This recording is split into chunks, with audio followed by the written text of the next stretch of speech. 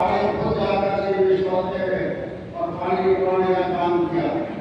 और उसके बाद जब जमीनें सूख गई थी, उसके बाद किसानों के लिए ISL से और स्टोर से कंपनियों से ट्रैक्टर भिजवाए और तेल है वो सरकार का और ट्रैक्टर कंपनी काम करने का काम किया। एक किसान देता है किसान की बात को समझता है।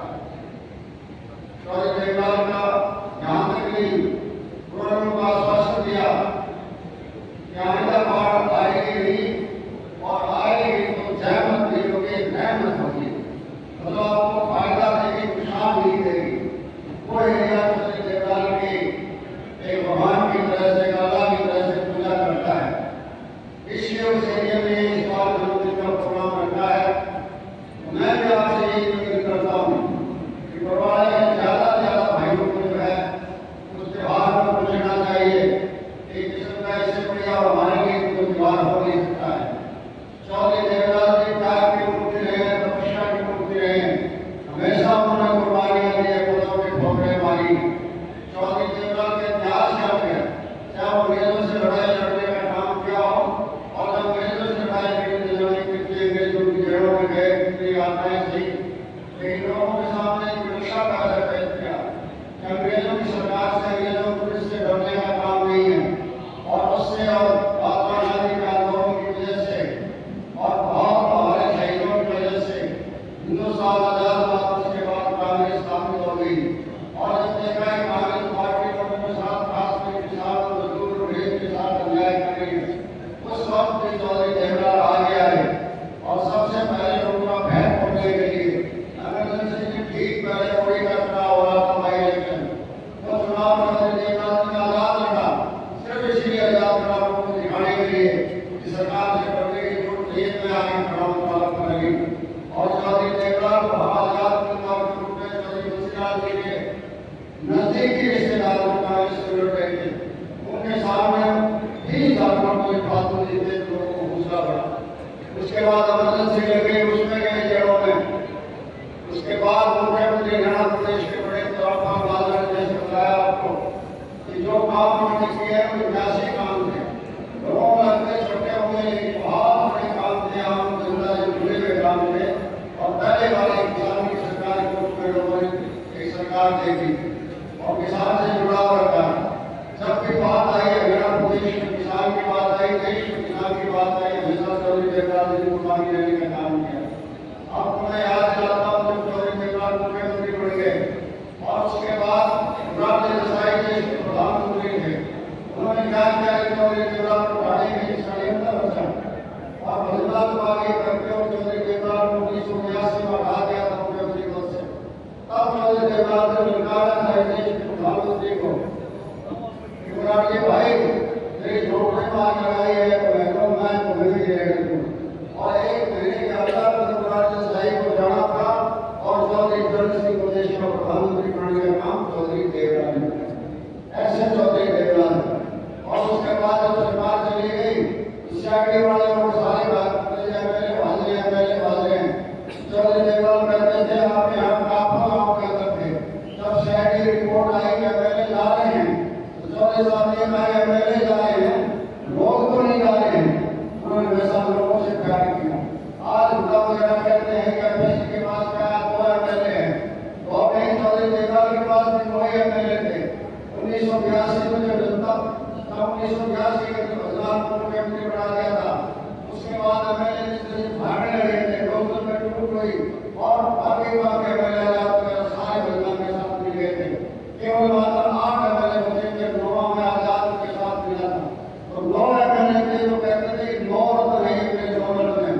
उन 9 रत्न को लेकर चौधरी देवलाल आगे बढ़े और हरियाणा के देश प्रदेश के लोगों के साथ लड़ाई चल के और शहीदों के लिए लड़ाई लड़ी, चाहे वो न्याय दाता हो और चाहे वो रास्ता आंदोलन हो। वो न्याय की जवाब चौधरी देवलाल ने छेड़ा था और उसमें सारी जातियों को लेकर सारे नेताओं को इकट्ठा करके और वो लड़ाई लड़ी थी। 1980 में 85 सीटें आई थी और 5 कांग्रेस के आई थी। तो चौधरी देवलाल ने कहा करते हुए दिनों 4 बजे गांधी है लेकिन रोना नहीं है, क्योंकि बदलाव जी को पत्नी जो है उस टाइम आदमपुर से MLA बनी थी। तो 5 MLA के मात्र हुए थे। उस उस वक्त जब चौधरी देवराज ने मुख्यमंत्री के रूप में काम किया, आज जब पेंशन की बात हो, बात आपको बता दी बढ़ाने की जरूरत नहीं।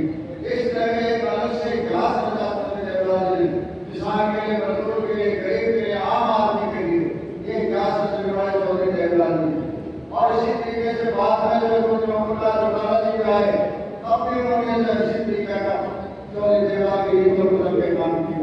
जैसे चौधरी देवराज ने न्याय और भाखड़ा के पानी के लिए, राविदास के पानी के लिए इस्तीफा दिया था, इसी तरह चौधरी ओम प्रकाश चौटाला जी ने जमुना का पानी जो हमारा फूटने लगा, अब चौधरी ओम प्रकाश चौटाला हम लोकसभा में जैसा हमने इस्तीफा दिया था। मतलब इस्तीफे का एक चाव लगा रहता था, जनता की लड़ाई लड़ते थे, जनता के संघर्ष का काम करते थे, क्योंकि इससे इस्तीफा लड़के जनता में जागृति आती है।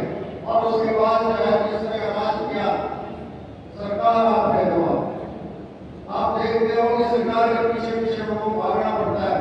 और इस बार तो सरकार ने ऐसा कर दिया, सब बच्चों को लेकर बिल्कुल ही जो है सारा काम खत्म कर दिया।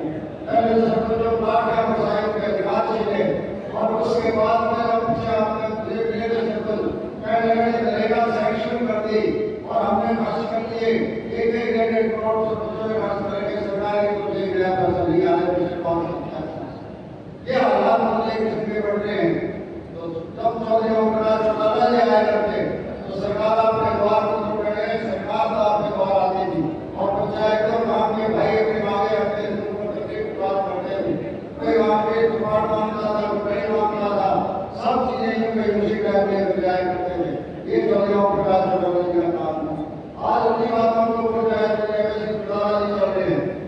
पिछले साल आपने देखा होगा जब किसानों के साथ अन्याय हो रहा था और 13 महीने तक किसान आंदोलन चला, उस आंदोलन में इस्लामाबाद बादल ने बताया कि अकेले इस्तीफा देने वाले चौधरी अभय सिंह चौटाला थे। बात कहनी तो बहुत आसान है, एक मेंबर पंच और सरपंच में इस्तीफा नहीं देते हैं, लेकिन चौधरी अभय सिंह चौटाला जी ने अपने पद से इस्तीफा दिया, मैंने पद से इस्तीफा दिया। वो इसलिए किया था किसानों के अंदर एक भावना पैदा करने के लिए, किसानों को जोड़ने के लिए इस्तीफा दिया था और वो कामयाब भी हुआ। किसान आंदोलन कामयाब हुआ, किसान भाई दिन रात लगे रहे, सर्दी हो गर्मी हो किसानों ने बहुत लंबी लड़ाई हुई और उसमें जो है खराब करने का काम चौधरी अभय सिंह चौटाला जी ने किया और किसानों के कानून काले कानून थे वो वापिस सरकार को लेने पड़े थे। तो इस तरीके से जो भी काम है वो सारा सारा करते हैं। और आपको बताया चाहे भाखड़ा की पानी की बात हो, चाहे रक्त की पानी की बात हो, और चाहे वो बुढ़ापे की पेंशन की बात हो, चाहे किसानों की बात हो, हर बात के लिए लड़ते रहे। आज हालात बहुत नाजुक है। बीजेपी सरकार आई है, अपने आप सरकार नहीं आई है, ये कांग्रेस पार्टी सरकार लेकर आई है। लोग कांग्रेस पार्टी को वोट दे रहे थे इस बार, क्योंकि बीजेपी को बदलना चाहते थे। बीजेपी की नीतियों से लोग सारे के सारे दुखी थे, और जब बीजेपी की नीतियों से दुखी थे तो सारे के सारे लोग कांग्रेस पार्टी को वोट दे रहे थे, कहीं बीजेपी सरकार दोबारा ना आ जाए। इसलिए जो आदमी किसी कांग्रेस में सारी जिंदगी वोट नहीं किया था, उस आदमी ने कांग्रेस को वोट दिया ताकि बीजेपी चली जाए। लेकिन वहां धोखा कितना जबरदस्त किया गया आपको सबको मालूम है। एक ही नाम आता है, तो जोड़ी का नाम आता है। आप हरियाणा प्रदेश के किसी बड़े बजाय आप आपस में बैठे सब लोग यही जिक्र करते हैं ना, इस बाप और बेटे ने बोल दिया, मान दिया बाप और बेटे ने। हरियाणा प्रदेश के लाखों लोगों के साथ धोखा किया है और इसी तरीके से जो है बीजेपी को सारे विरोध से सरकार दे दी लोगों ने। और उसके बाद बीजेपी विरोध कर रहे हैं। अभी राज्यसभा में चुनाव आया तो वो है पहले बीजेपी जो है बीजेपी ने उसको खरीद लिया, उड़ाने उसको भेज दिए। भेजने वाला उड़ाता पहले वो खरीदने वाले बीजेपी की सरकार थी। जो आदमी खरीद और बेच का काम करता और जनता के साथ धोखा देता हो, ऐसे साथ विश्वास किया जा सकता है। इसलिए कांग्रेस को विश्वास किया जा सकता, बीजेपी सरकार को देख रहे हैं। और उसके बाद उन्होंने जब ये वोट भेज दिए तो 5 को सीधे बता दिए, एक 5 वोट जो है बीजेपी को दिए और 4 का नाम नहीं लिया। 4 का पूछा कैसे वोट से वोट हुए, तो मुझे पता वोट से देखे क्योंकि आप बजट थे, बजट को दिखाने डाला जाता है, आपको दिखाया गया है, आप बोलिए क्यों आप क्या आदमी है, आप ये जैकेट लेंगे लोग सुनते हैं। लोगों ने सुना ये बात आई वो जैकेट लेंगे जो बातों में फोटो सुनाई थी। आज इन्होंने वाले कुछ बैठ रखे थे, 3 5 में से 4 लोग ऐसे थे जो अपना वोट बैंक से करा के कोई कहने से कराएंगे।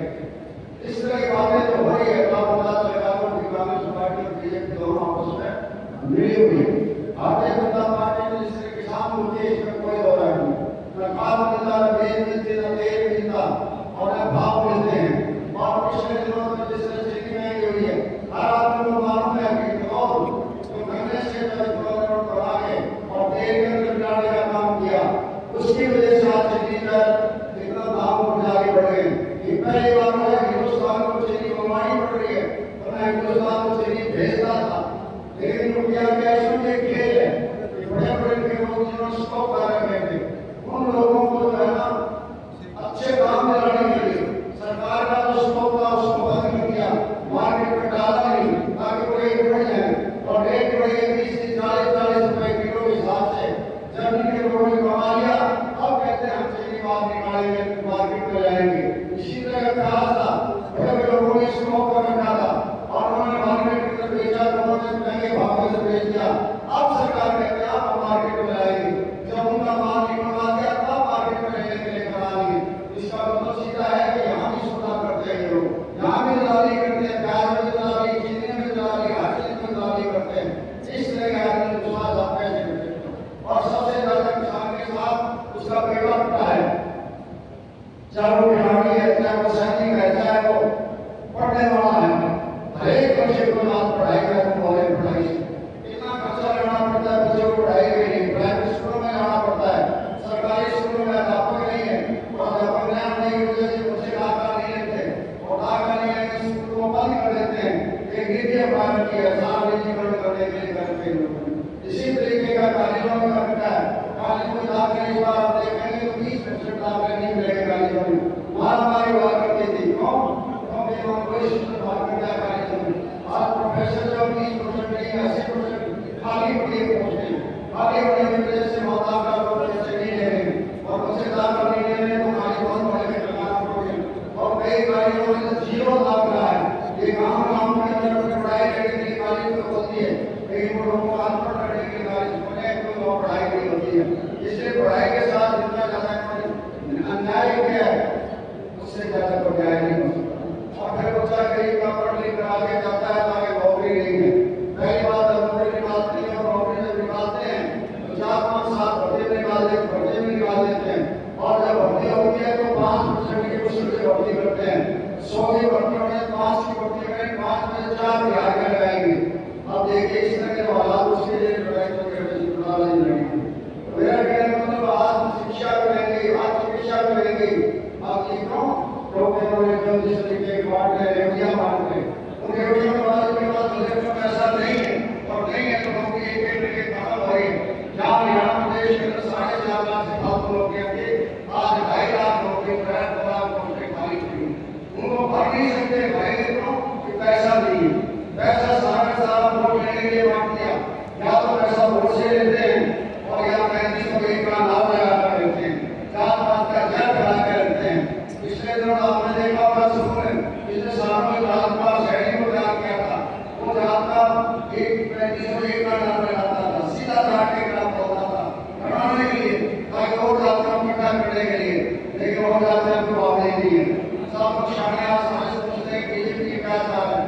उसके बाद उन्होंने रामचंद्र लांगड़ा को किया था पर भगवान को तैयार किया, इसी तरीके से वोट को करते रहे और अब जो अपने प्रधान है उनको कर दिया गया। और उन्होंने ये कहा था कि चौधरी प्रकाश चौटाला जी के टाइम में भर्ती होते थे कौन लगते थे, लुटेरे लगते थे, दलाल लगते थे, बिचौले लगते थे। जब उन्होंने ये बात कही उससे इस बात से देखो जी चौधरी प्रकाश चौटाला है पार्टी के लिए बात करेगा हम उसको बर्दाश्त नहीं कर सकते। इसलिए मैंने दफ्तर में जाकर कंप्लेंट दर्ज कराई है, तो कंप्लेंट दर्ज नहीं करेंगे आकर भेजा आज ही और उसके बाद कोर्ट में घसीटना पड़ेगा, तो घसीटने के लाना पड़ेगा तो चलाना पड़ेगा। क्योंकि वो कौन मिल गई है कि लोग इसके लिए सोचेंगे जाकर नाम